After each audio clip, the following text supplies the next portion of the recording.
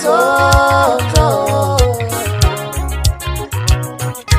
Joselinda beshisayo Nomisimus manzozo Ngikhuluma sengathi ngamatshitshi akho ngisho lodwa itshitshi la kwipolitiki nalodwa itshitshi nalenhlangano yena excited ngayo nijoin ubutshitshi.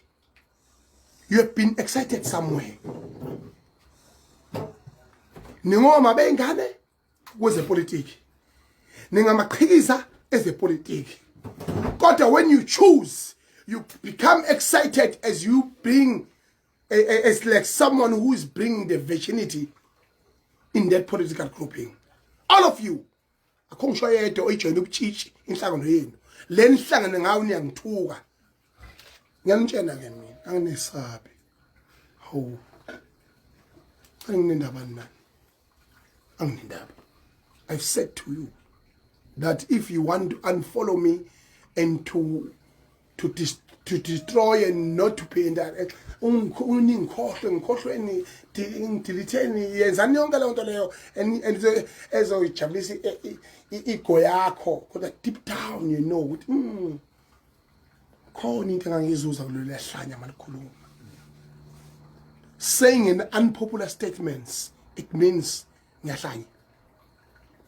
Saying in unpopular truth and express it as is, it means mina ngiyahlanya.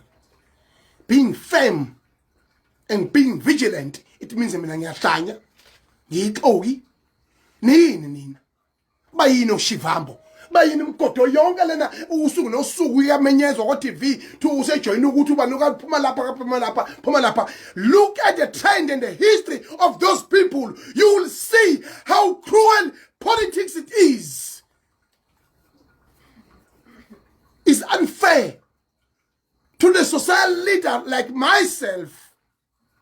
Umntwana kwaphinda ngene wayinkosi yakubuthelezi wabonduna nkolo kwaZulu.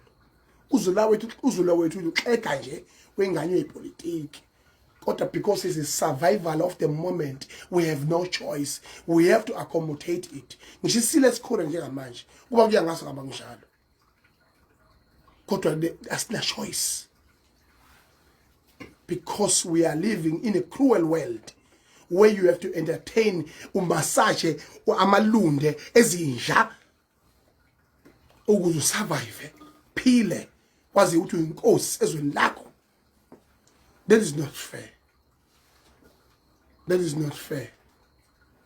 That is not fair. Inyanga umlando le esikhuluma ngayo njengapha.